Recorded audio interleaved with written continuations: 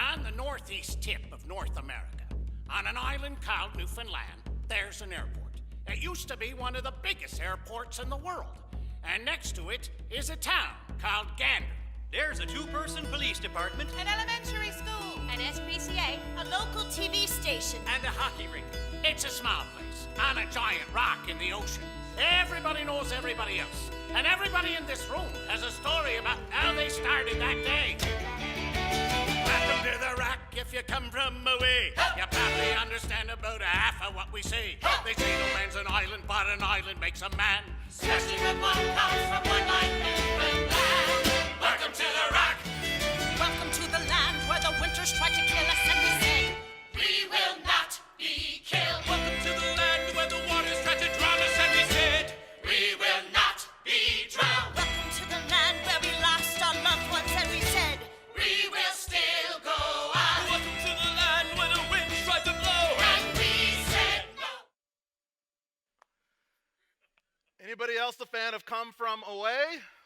I know there's at least a couple out here because as I was practicing for something that I hope you're going to join me in at the end of the sermon, I at least had a couple people say, oh, that's one of my favorite musicals. I saw it when it came into San Antonio a little over a year ago, and it was incredible. If you don't know Come From Away, it's a musical that's based on the real life events of what happened in Gander, Newfoundland on the day of 9/11.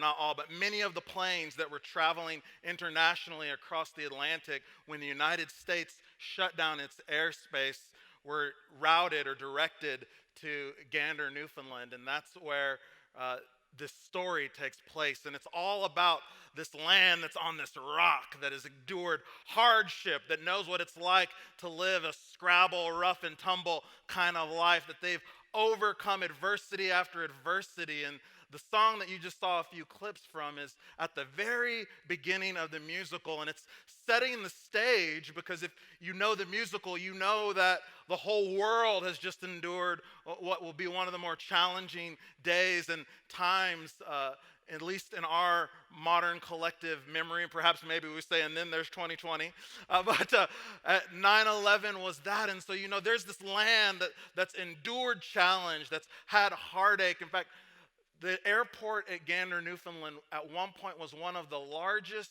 in the world when airplanes couldn't make it all the way across the Atlantic in those days.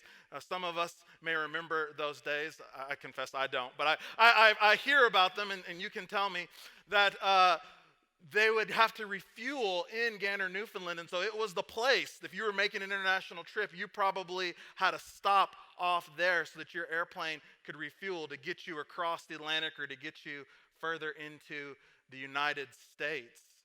But those days had long passed because now airlines could easily get you across the Atlantic, can go from Houston or Atlanta or San Antonio or wherever to Europe and beyond. And so time had sort of passed Gander by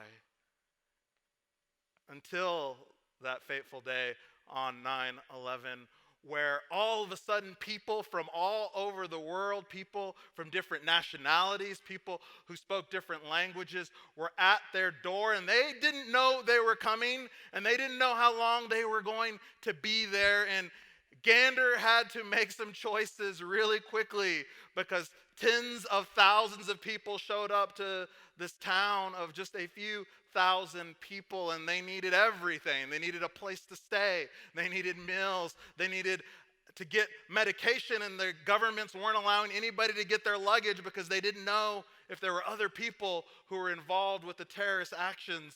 And so they weren't able to get any of the access to the stuff that they had. And Gander had to respond, and it's a beautiful musical that's all about how they respond, the resiliency of this town. And even though they were experiencing cultures and people that they did not know and were not familiar with, they opened their hearts to them. I think this is a picture of who God's family is at its best. We too have experienced incredible hardships throughout the history of the church in our lifetime, and I think many of us would say in this very year.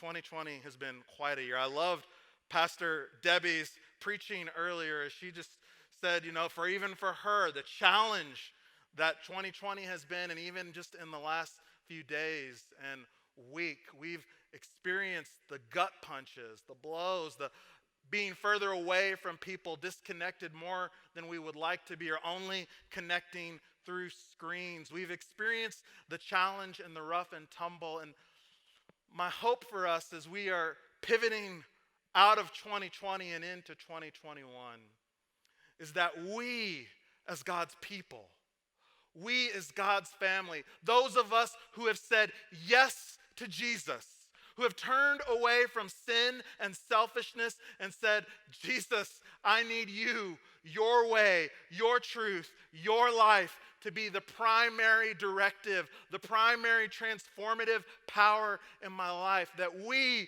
who are God's family can find the resiliency to continue forward, and not from a position of fear or scarcity, but from a position of abundance, because we serve a God who owns the cattle on 1,000 hills. Isaiah in 61 says this, I delight greatly in the Lord. My soul rejoices in my God, for he has clothed me with garments of salvation and arrayed me in a robe of his righteousness, as a bridegroom adorns his head like a priest, and as a bride adorns herself with her jewels. For as the soil makes the sprout come up, and a garden causes seed to grow, so the sovereign Lord will make righteousness and praise spring up before all nations. Isaiah is speaking into a time where the people were emerging out of exile. Are you with me? They had been conquered. They had been taken away to Babylon, what is modern day Iraq. What a beautiful story of an Iraqi citizen who came to Belgium, and his wife was having dreams of Jesus, and no pressure. They just said, we're just here to love you and to explore these questions. We're not trying to force convert you to anything, but Jesus was following him and welcoming him, and he surrendered everything to him. Beautiful story of what God is doing through our Cooperative Baptist Fellowship. But the Hebrew people had been taken to Iraq, and they were struggling to hold on to their faith. They were struggling to believe that God hadn't forgotten them. And finally, the day they had dreamed for, it might be, if you want to allow your imagination to make the connection, if we were dreaming for a vaccine that might get us out of here, if we were dreaming for a day that finally we might be able to turn the corner and things are going to get better, then that's the time that Isaiah is writing to here. But when they got back to Jerusalem, they found out that situation on the ground wasn't nearly as amazing as they had imagined it would be. Major infrastructure problems, right? We remember that from the book of Nehemiah. Major challenges with other groups of people that had moved in and said, no, this is the new normal now, and the new normal isn't going to change, and there's going to be all kinds of adversity that they had to experience. And Isaiah is speaking this vision of being adorned with new garments. We're putting on for a new day, for a new time. We're having a new hope. It's the celebration of a wedding. It's that kind of joy, that kind of pivotal movement and moment in our lives. And Isaiah says that to them when they had gotten to a place that they thought was going to be celebratory, but was a lot harder than they had ever imagined. I don't know what 2021 has for you. I think I preached a same sermon, at least in the time of the year calendar, a year ago, and I can almost guarantee you I did not have a prophetic utterance to tell you that 2020 was going to be all that it has been for us. So I am not even going to begin to try to pretend I have any handle on what 2021 will bring for us. But Isaiah speaks to a people who were indeed turning a corner, but were finding that it was harder That being the people of God, doing the will and work of God was a lot harder than they had ever imagined it would be. And though God was answering their prayers and bringing their deliverance and salvation, it was really, really challenging. In the next chapter in Isaiah, they name their adversity and rename their circumstances. They don't hesitate in the passage to say, God, it's been hard. We've been crying out to you. It's been a real challenge. Where have you been? But they also allow God to speak into their circumstances. So they're not denying it. Not denying that 2020 hasn't been a real challenge. Maybe not denying that there are going to still be incredible challenges for us in 2021 and beyond. They name those and they allow God to rename their circumstances. Watch with me, Isaiah 62:1. For Zion's sake, I will not keep silent. For Jerusalem's sake, I will not remain quiet till her vindication shines out like the dawn, her salvation like a blazing torch. The nations will be your vindication, and all kings your glory. You will be called by a new name that the mouth of the Lord will bestow. Do you hear that? He said God is speaking into your circumstance. And I know you feel defeated. I know you feel frustrated. I know you're saying, where is God? I know it seems like God has abandoned you. Recently, I was talking to a friend who's incarcerated, and I was asking him, how has 2020 been for you? And he says, man, you think you have it rough on the outside. He said, they're so scared that COVID is going to spread here in the penitentiary system that we're basically not allowed to do anything. So prison, already a bleak place and space, has become even more isolated, even harder. We don't get visitation. We don't have the same ability to recreate as we once did. He said, it's been a really hard year, CMAC. And if I'm going to be honest with you, I've wondered sometimes if God has forgotten us, if God is really there for me. He said, I've been praying, trying to see God show up, and it just seems like life in here is getting harder. That's the understanding in Isaiah, that we've been praying and life seems to just be getting harder and harder, and yet God speaks to my friend in prison. God speaks to us in the prisons that we find ourselves in too, and says, I'm giving you a new name. Whatever the name is you may feel like 2020 has placed on you, whatever the disappointment, the discouragement, the setback that has been, God says, I'm going to give you a new name. Isaiah 62:4. No longer will they call you deserted or name your land desolate, but you will be called Hephzibah and your name Beulah. If you don't know what that means, he goes on to make it clear for us in the next verse. So don't worry. For the Lord will take delight in you. That's what Hephzibah means.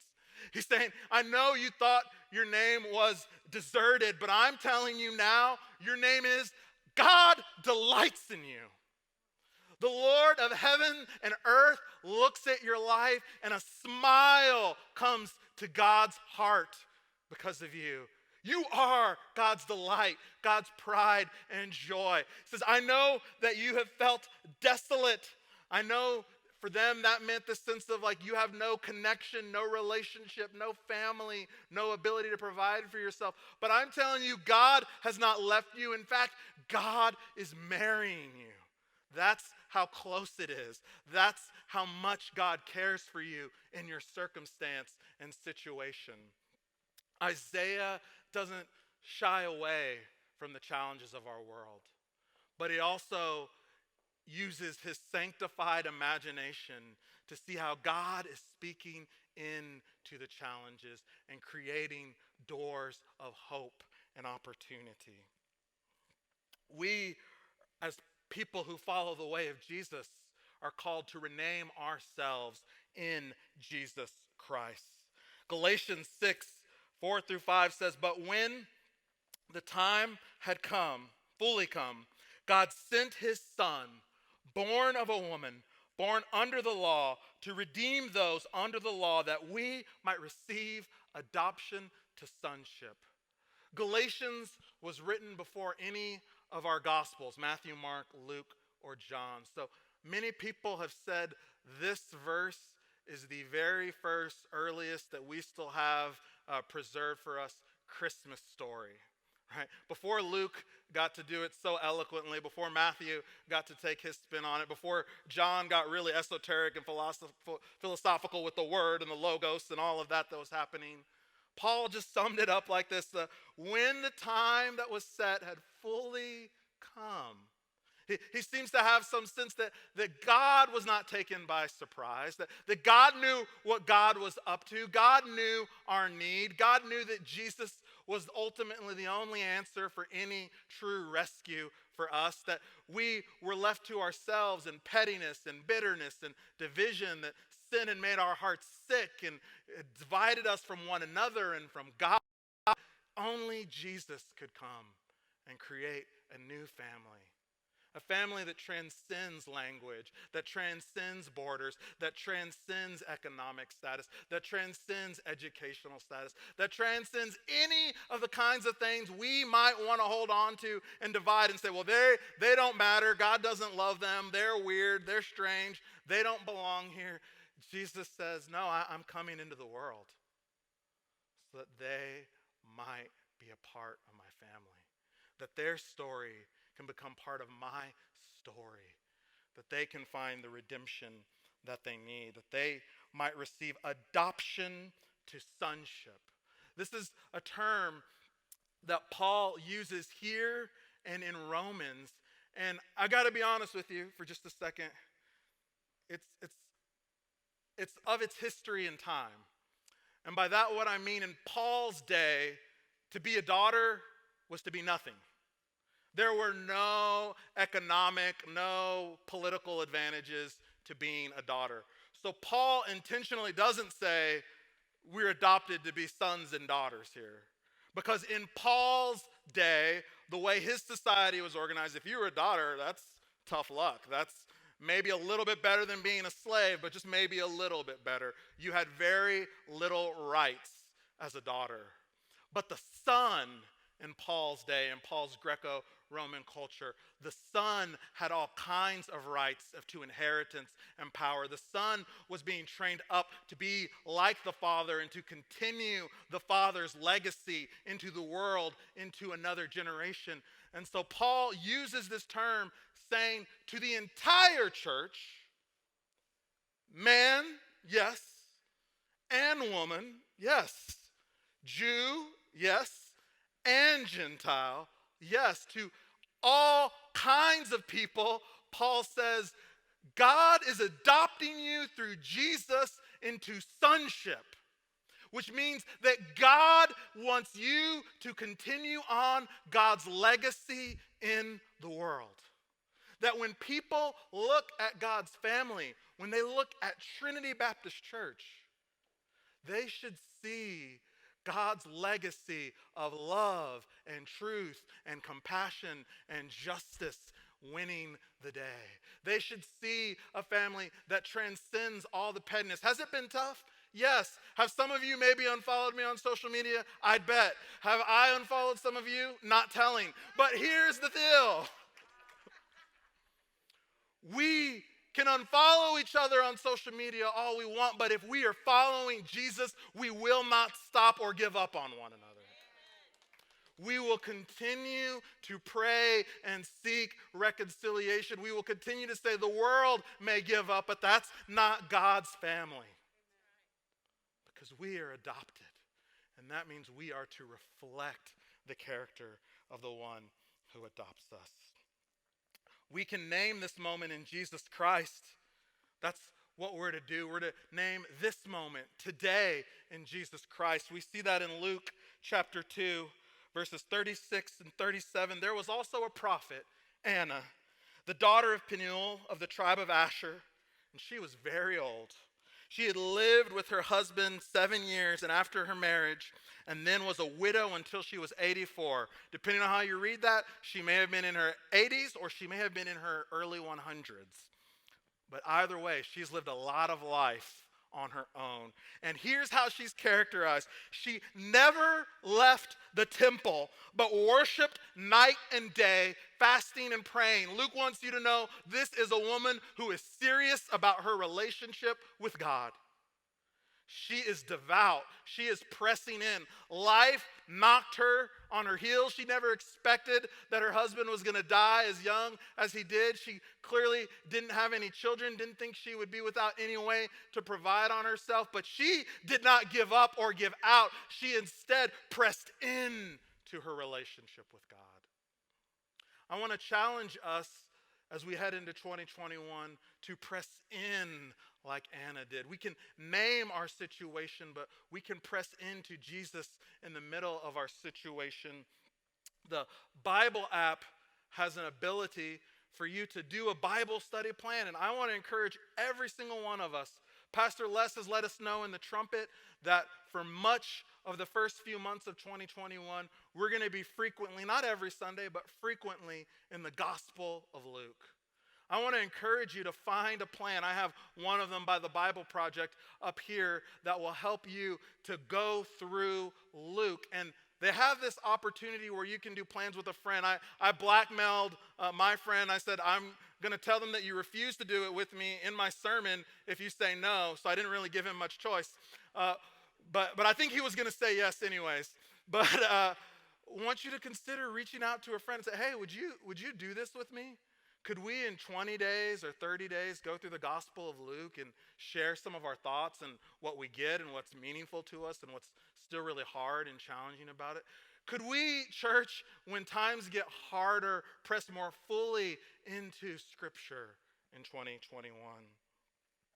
And finally, if we do that, if we're able to name our adversity, I believe we as a church can sing a new song into the world. We can be like the people in Gander, Newfoundland, who have known adversity, who have known challenge, who have known hardship, but are also able to say, but we're pushing back the darkness. We're pushing back the injustice. We're pushing back the evil. Have we experienced grief and heartache? Yes. Did we let it stop us? No.